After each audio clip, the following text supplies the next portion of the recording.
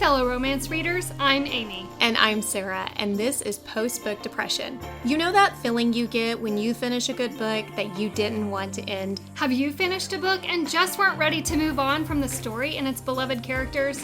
You find yourself needing just a little more? This multi-trope romance podcast gives you the opportunity to dig deeper with us into books we love as we discuss all the reasons we can't move on. Feeling chatty? You can continue the conversation with us on Instagram at Post-Book Depression Podcast or on Facebook in our Post-Book Depression discussion group. We would be so grateful if you would subscribe to our podcast and take a moment to leave a review. Are you ready? Let's discuss. Hi everyone, welcome to the show. I'm Amy. And I'm Sarah, and today we're going to be discussing Crossroads by Devney Perry. The first few minutes we're going to do a brief review of this story without any spoilers. Then we are going to shift into a deeper book discussion. It's going to include lots of spoilers, but don't worry. As always, we are going to let you know before we do shift into that deeper book discussion. That's right. So before we dive in, Amy, tell us what Crossroads is all about. A young woman returns to a cattle ranch resort that she frequented with her sick father over the years as she grew up after having purchased it. The owner's son, who is set to inherit it, doesn't take the news lightly and spars off with his new owner and former childhood love. Sarah, what did you think about Crossroads? I was so here for this. This male main character, I mean, they had me at flannel. I was like, yes, sign me up. I went on vacation there. This story was just it was so good. I love the kind of, there's some banter and there's some tension, really good tension. But there's so much depth to the story. There's a lot of heart to the story. Did I mention the flannel and the male main character? I mean, yum. I'm a sucker for that. Sign me up. What did you think? I love a good ranch story, and I enjoyed the story so much. Like you said, the banter, the tension, chef's kiss. I enjoyed the hospitality aspects of this as well. I have a job in hospitality, so I enjoyed reading about that from that perspective. It is a dual timeline and dual POV, and I liked both of those points as well. I'm a big fan of that. I love when you get like the dual point of view, but I also love a dual timeline. Me too. So you blend the two, and I'm so excited. Same. All right, let's get into those ratings. Angst. This was just a 1 for me. I was a little higher, 1.5. Yeah, and I kind of debated on that because I was like, there is definitely some angst to the story, but it wasn't unbearable, I guess. It was more the unknown components of the story that was absolutely. angsty, but it wasn't overwhelming. Humor. This was like 0.5. Okay, I did 1, and I felt like that was probably high. Yeah, I could see it being between 0.5 and 1. Kind of depends on your sense of humor and stuff. But yeah, there's some funny moments. I agree. Spiciness. I gave it a 1.5. I did 1.75. We're just flowing together. I know. It had just enough tension. It has a little sprinkle of spice. Yes. And everything nice. And it was a delight. Did I mention the flannel? All right, tears. This was a 1.25 because there's some aspects to it. You've already mentioned her dad is sick. So throughout that, it's sad. And then also there's a component to the story that just kind of makes me like, oh, you know? Yeah, I know exactly what you're talking about. I did 1.5. I didn't actually cry. There was a scene or two I did tear up. And like you said, there's definitely some points in the story that hit harder than others. For sure. All right, overall? Overall, this is a 4.5 for me. Me too. It was so good. See, now I know. our ratings. This was a win for sure. It was such an incredible story, and I love her writing. I am so here for the ranch aspects and the flannel.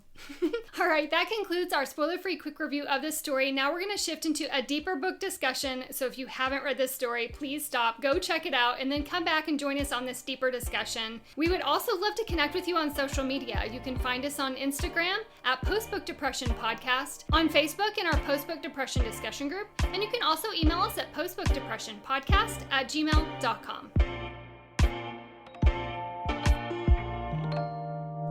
This story opens up with India arriving at the Crazy Mountain Cattle Resort, and she's there with some big news. She's there to meet Curtis, which is West's and Jax's dad. And this opening scene, it sets us up for some really big tension. Yeah, I am not a fan of Curtis. No. Immediately, I thought, because she has asked him, have you said anything? And she's kind of thinking in her head, are you just going to make me do it all? I didn't like that. I don't like it when people have a responsibility for something and clearly he was the owner. Pass the buck on to her. And just kind of allowed somebody else to take them.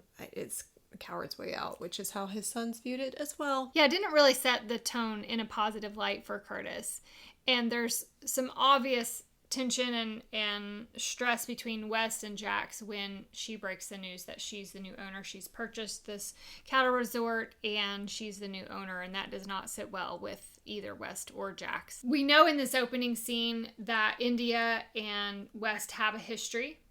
She has the inner thought that she loved him once, and so we know that there's been some kind of romantic connection to them in the past, and it immediately takes us back. We'll go back and forth between the past and the present in our discussion here, but I want to kick it off with the first time they met in the past.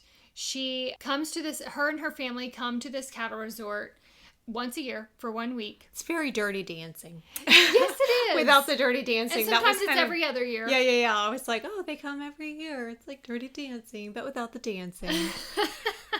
They do their own kind of dancing, metaphorically. They They're here at this cattle resort, and she overhears her dad. They kind of have a little bit of a conversation the first year, and then he doesn't want to hang out with her. He's a little too cool for school, and that hurts her feelings. Yeah. So they don't really start out on a great foot with one another. Yeah, I mean, but they get over it real quick. She goes with them because they play, but you can definitely tell there's a few years there off and on where West kind of views her as an obligation versus... Because he is older than her a little bit. Yeah, just like a couple of years, but enough that it's just kind of a chore for him sometimes. Not every year, but for a few years, she's kind of seems more of a chore. It's in the third or fourth visit where it's actually West's parents that are in trouble. They're talking about having a divorce, and she overhears it, and she listens to the whole conversation, and when she turns around, West is standing there, and he's overheard the whole thing as well. And it's in this year that they decide to make these paper airplanes together, and I love the scene where it kind of ends where she's leaving this, because he has shown her his fort, and she leaves this paper airplane for him in the fort as kind of a peace offering to say goodbye to him. So their relationship starts off very innocent in the early years, that they're kind of building a little bit of a friendship and then kind of turning into a little bit more as they get older. There's 1 year that they're teenage years, and she's excited to be there. She's starting to really acknowledge these feelings that she's carrying for him. She has forgotten her book at dinner, and she wants to go back to her room and get that. And as she's going out, she witnesses West and this girl, which we later learn is Vanessa. Right. In a little bit of like an intimate moment. They're kissing. Yeah. Normal 15-year-old stuff. Yep. It's obvious that they're into each other, and this really stings. Yeah, and but what's interesting, she's 13, and she wanted to be with her soccer friends. She didn't really want to be on this particular trip, but she is a little bit confused about what she's feeling because she doesn't know why she's feeling that way. And she has this bright lime green shirt because she likes these bright colors, and thinks that nobody will see her. But we find out later he did spot her. Oh, yes, he did. So yeah, she kind of has these... What am I feeling? Oh, I don't like that feeling. Goes back to dinner with no book and just doesn't really know how to feel about the emotions. She hasn't really thought about it that way. We'll come back to the past in a little bit. I want to jump back to the present here and talk a little bit about, we learn almost immediately that the ranch has some financial troubles. Yeah. And she's trying to help. In her inner dialogue, we learn that she's given herself a year to help turn this resort around and kind of help get the financial troubles underway. She's having some major trouble with the staff. They are not welcoming of her. Yeah, they're really pushed back. What was that, Deb that worked at the front? I would have fired her on the spot. Immediately. The girl is never at her post, which is interesting because she has a lot of frustrations with that. But West equally does as well, because that was always the thing, that he would show up and she wouldn't be around. That character, she's really... She was very ick. Not a good employee at all. I do love the fact that India recognizes that West knows the cattle business very well, and he is obviously an asset to the ranch. And so she goes to him and offers him basically the job that he has. She wants to keep him on, pay him to do that. she feels bad for having to offer him a job at his own family resort. This Which is his stings so much for him because Yes. he doesn't really fully understand everything that transpired. He's very hurt by his dad's actions and decision to sell He even this. offers to buy it back. Yeah. Let me buy it. She tells him it's not for sale. It's already done. It's a firm no. Even though it stings, he does accept the job, and he also goes to Jax, who's in a big tizzy over it. He's rightfully so. Really mad. Yeah. I loved West in this moment when he goes to Jax to have a conversation and tell him we need to respect Indy as our new owner. We need to do what she says. She's offered me a job, even though Jax is confused about why he took it and not as equally upset as him. I do love West in this moment that he's trying to do the right thing for the ranch. Right. He's kind of trying to speak, some clarity into Jax because Jax is young. He just got out of college. Yes. West is 30, 31, I think, and Jax is quite a bit younger. So he's a little bit more immature, and he has to remind him this has been in our family for generations. This is still our land. Yes. She owns this, but we're the ones that work this. Yeah. And so I like that he still kind of tries to shine light on that regardless of who owns this, we are still going to maintain our integrity when it comes to our work ethic and how we operate this. I would have been upset. I mean, I feel like they were rightfully upset because this is it's been in their family for generations. Yeah. This is their inheritance. Right. This is their future. And here it's been swept out from underneath them. That would be such a devastating blow because there was never even a conversation with them. Exactly. So there's a lot with his dad that just you harbor a lot of really unpleasant feelings towards, and West continues to throughout the story. Like even years later, things are not 100%. Mm-hmm. And I think that that's okay because it was kind of sad because I think for his grandparents, their son has ran this business into the ground. And it was something that for years their family had operated this, and it just took it under. So I understand the emotions are high, and I get that. I could understand that would be it would be hard to swallow your pride and start accepting, somebody else's leadership coming in and telling you what to do. That's why I respect him so much in the scene with Jax, is because it does take a lot to knowing the history and what he's gone through and having to swallow his pride to do that. We talked about briefly about some of the troubles that she's had with some of the staff and the challenges coming in, but she makes some positive changes as well. She really invests interest in the housekeeper and helps her grow professionally. She obviously has an interest and a joy in being on the resort. She wants to stay working there. And so I love the fact that India really invests in her as an employee and helps her grow. But then she also trims out the riffraff. Right. and makes some not right positive away. changes. Yes. Not absolutely. right away. She has them sign a paper. She gives them a fair shot.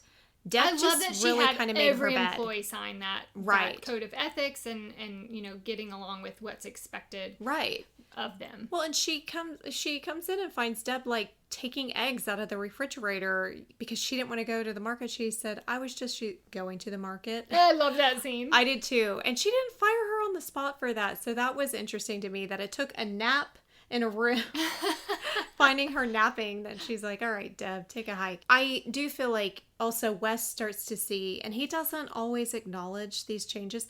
One of the things, I love when she goes in and she puts out the candle because it stinks. Yes. Then he walks in and how clean and crisp it smells, these subtle changes. And it's kind of hard for him because he does have these moments where he realizes, wow, that should have been done. Or wow, that should have been done. And he knew it needed to be done, but he didn't have time because he was focused on the cattle part. So thin, yeah. I love the fact that she starts off on a bad foot with the chef, asking him to do a vegetarian options on the menu, which we later learn is because of her mom not ever having anything to eat there.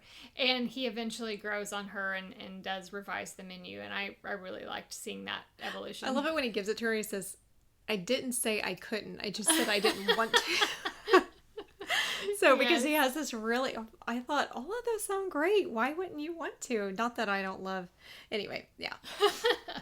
In the present timeline, as West is, starting to evolve and kind of grow in his acceptance of the fact that she's the new owner and the changes that she's making, there's a scene where she hires a couple of teenage boys to help clean out the barn that's needed cleaning out for a long time. A while. Yes.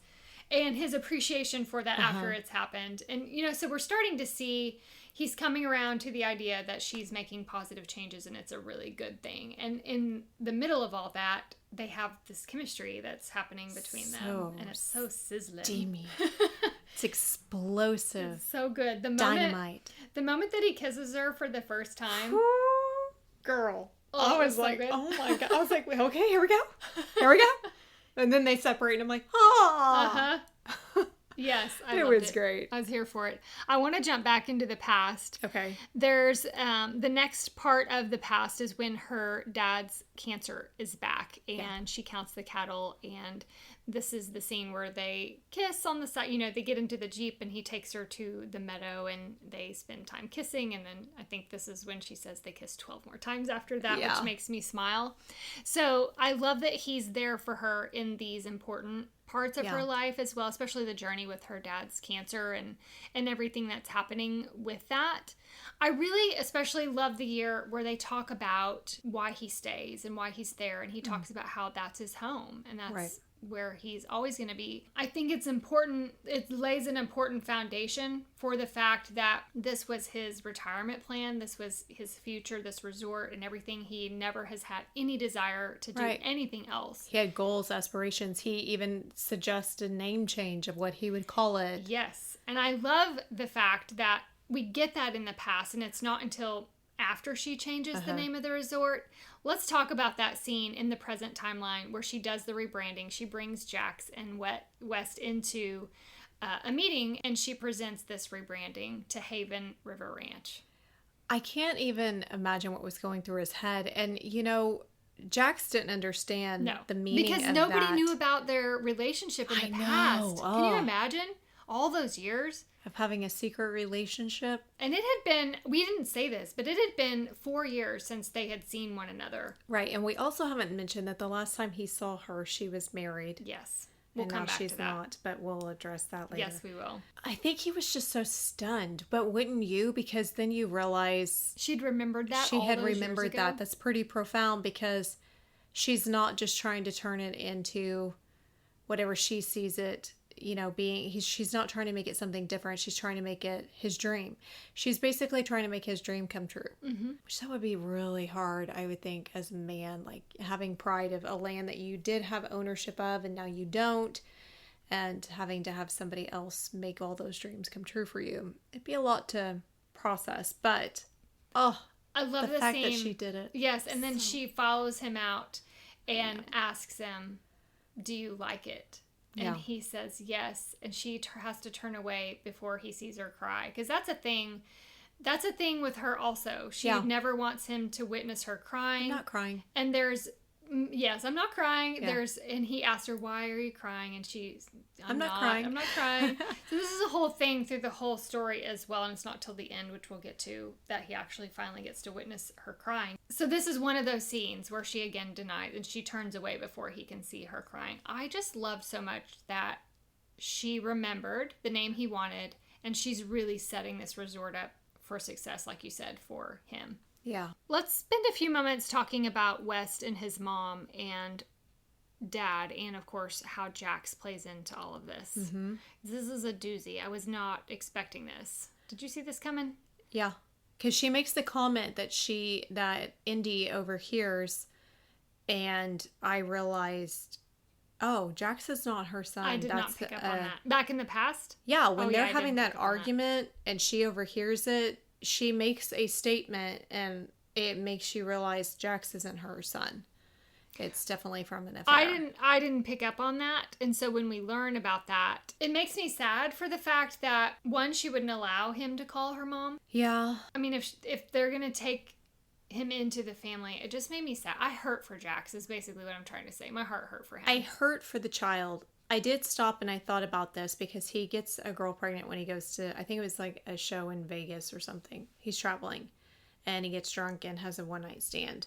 And then a year later, I think it's a year later, something like that, a few months, whatever, after he's born, she drops him off. I just kept thinking in my head, she loves her husband so much. They have their ups and downs. She stays with him. She tries to do the right thing. But if I'm thinking about it from a personal perspective, I feel like as much as I wouldn't want to be this way, I would feel that way. How could I sit there and look at this? I would see my husband's betrayal. I think you could work past that, but I think if we're all just being really honest with ourselves, that would be very hard to overcome. Mm-hmm.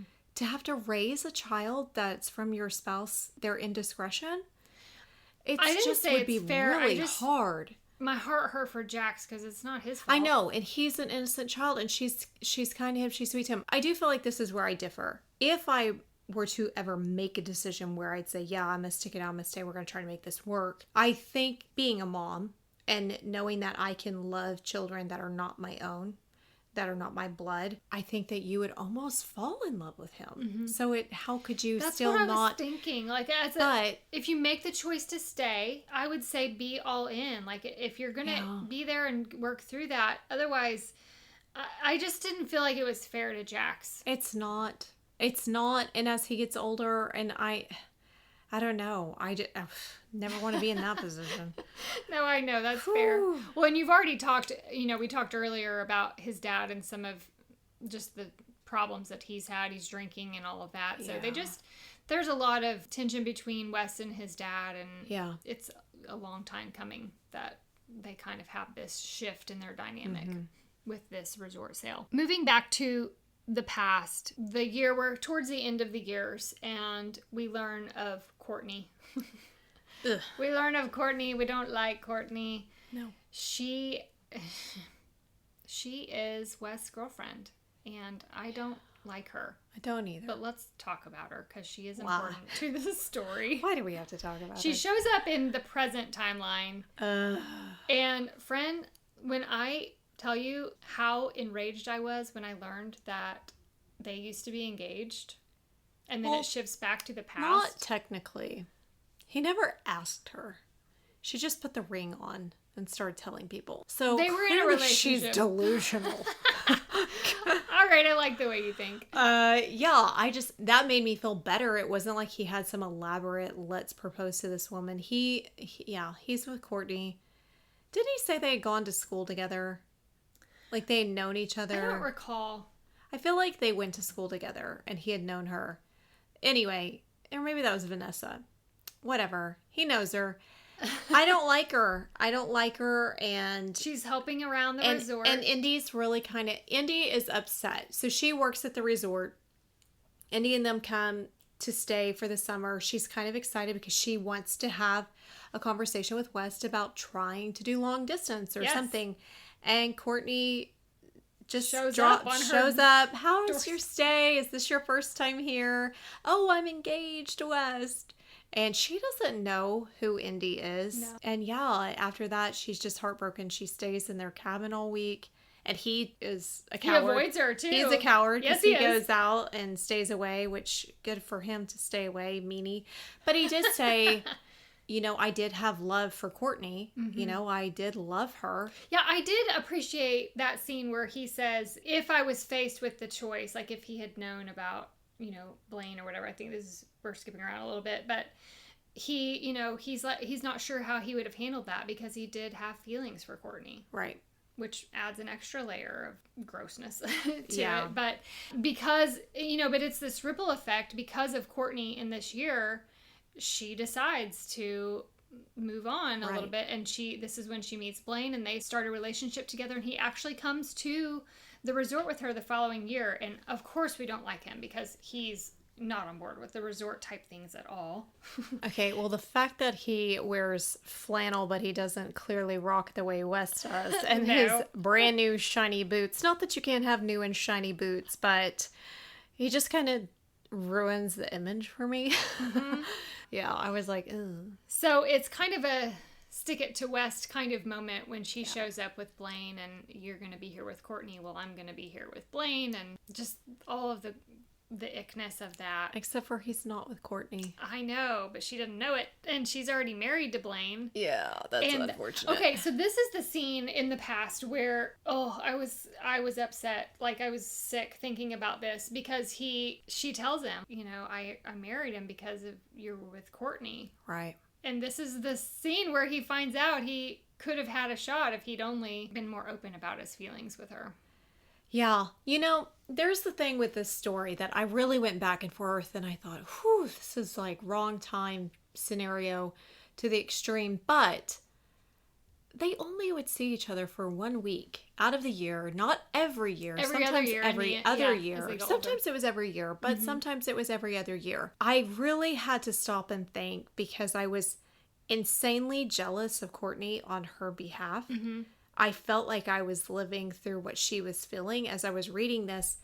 And I thought to myself, that's kind of fair. Oh, for that sure. They dated other people because she doesn't always show up. He doesn't know if she's going to be there some years. They don't communicate. They don't follow on social. They don't have phone numbers. They've never done any of that. It's not like they're communicating throughout the year. 2 years is a long time. That's a long time. And I mean, if we're just being honest, you're gonna meet people you're attracted to. Yes. And it's justifiable. It's gonna happen. Yep. It's gonna happen. Doesn't make me like Courtney, but we don't like Courtney because Courtney's an awful person. Let's talk about Courtney in the present. Because Courtney, well, yeah, she kind of is the reason why they're in this bad financial 100% is deal because she convinces his dad to buy this land. They can't. But she has a relationship with Sonny, or she's interested in this Sonny she's guy. having an affair with Sonny and runs away with Sonny. Yeah. He, that was really hard for him because what was that, a year before or something that had happened? And when she comes back, I love his his internal dialogue though when she comes because he cannot even, he feels nothing. Mm-hmm. And if he had seen her at a certain point, he would have had emotions, but he really doesn't feel anything. And works up the tears and he recognizes these are all her little tactics for getting what she wants. And he's having none of it. And I love when he goes into the house to be with Indy because he just shuts it down. He shuts it down. He's not playing Courtney's game. And she doesn't like that. No, but she doesn't. It made me feel really proud of him. So sad for her. Well, maybe don't have an affair and then drive your fiance's family's legacy into the ground financially. Maybe not do that, maybe not. Courtney. Okay? And then that's a big forgiveness to ask. But anyway. Well, in the present timeline, Indy is getting messages from Blaine. He's really upset that she's not taking her calls, her text messages, responding to all of that, trying to get some communication out of her. She's ignoring it. So this kind of takes us towards the end of the story when it is all going to come to a head. And Blaine shows up because she's ignored him so much that he finally just shows up at this resort. He has paperwork and he has a notary with him prepared to do this contract. And this is where it all comes to light. We learn, I'm just going to, run down the list and then we'll dig in. So we learn that she is selling her father's business to Blaine. Right. And to do that, or because of that, that was how she was able to buy the resort. She bought the resort for West to be able to fix it up, get it out of the financial burden it was in, and give it back to him. We also learn that her father has passed away, which that was obvious. It wasn't the first one or two when she calls the voicemail. I thought, is her dad mad at her? And then by the third one, I was like, her dad. I picked up on that pretty quick. I picked up on it quick, but it was like the second or third that I'm like, her dad is not ignoring her. Her dad passed away because they had too good of a relationship. Agree. So we learned that her dad has passed away, and all of this there's bribes that Blaine does with West's dad. There's just a whole lot to unpack here. Right. So let's just talk through these. Okay, well, she took a major pay cut. Yes, she did. In order to give this, but she never wanted her dad's business. Nope. She didn't want to do what her dad did, but she did intern under him and learn all those. And I was really proud of her for being able to sell it. Here's the thing. Blaine, not a good husband. Blaine, businessman, fantastic. I agree. 100%. Loves her dad's business. He's going to do a great job with it. Not really great that he's trying to get Curtis because... A little shady. Yeah, he's a little shady on that aspect of it. I felt like that was more because he couldn't stand West. Mm-hmm. Because he recognized that place had an emotional attachment for more than just her dad loving it. Yes. And that she loved it. So I think that that Blaine probably had some suspicions. I love that she was very much allowing a major, like, she sells it for way less than it's worth in order to give Wes this incredible gift. I loved her so much in that moment for doing that. I also think that explained why she kept saying, well, after a year I won't be here. I don't know where I'll be. Yeah. We also learned that her dad has passed away. And right. I mentioned earlier, she doesn't want to cry in front of West. So back in the past, when she comes and scatters the ashes of her dad with her mom here at the resort and they make a decision to never come back, she's not crying, but she's very upset. And I love that scene because he takes her back to his place and holds her, and he's trying to give her a safe place to cry because he tells her she can break down, and she said, I don't want to do it here in front of everyone. So he takes her to this space, holds her all night, expecting her to have a place to do that, and she just refuses because she doesn't want to cry. It's not until she signs on the dotted line, Blaine is gone, and she calls the voicemail of her dad to try and tell him, and his phone has been disconnected. And I cried. She calls her mom to find out what happened, and she's shut the line down. This is when she finally spills the tears and allows I Wes broke to down see with her. Yeah, that was I hard. broke down with her because she just, when she says, get it back, bring it back, when she wants her dad, there's so much unraveling of all these truths coming out. To see this character who has fought for so long to be strong. Her dad's cancer was always a conversation that they talked about. His shortness of time was always a conversation. And she always wanted to be strong for him. Mm-hmm. And I did find it interesting when we get I love the little information, that little nugget of information we get, that we find out Blaine was not there when they scattered his ashes, but Wes was there, and Wes' kind of internal dialogue of thinking, where is he? Yeah. Why isn't he here? And that he was there for her emotionally. I found it ironic that is their last encounter, and then whenever she comes back, you don't even get that they had such an intimate moment. No, I love that too. So it was very interesting to me. I felt like you learn also a lot about the character, because whenever you're getting that from the past, Blaine says, is it done yet? Mm-hmm. Or something to that nature. And I just thought, very callous. Wow. Yeah. Like, I'm like, her dad died. Yeah. What is wrong with you?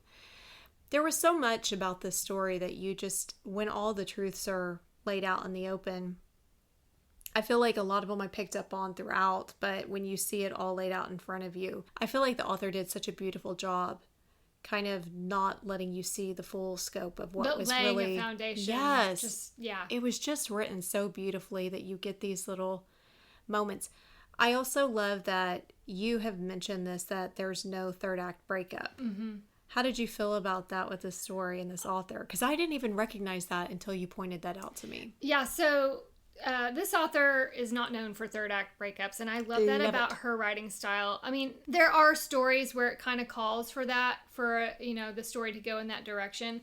But that is one thing that really draws me to her writing style, is that she's not known for that. It's not her go-to trope. And I love that because, this couple has had so much back and forth through the years of their life and the decades of their life, that I feel like it would have cheapened the story had there been a breakup towards the end of the story. Now, see, this is where she surprised me, because I was fully expecting something like that, because most happily ever afters, you get that.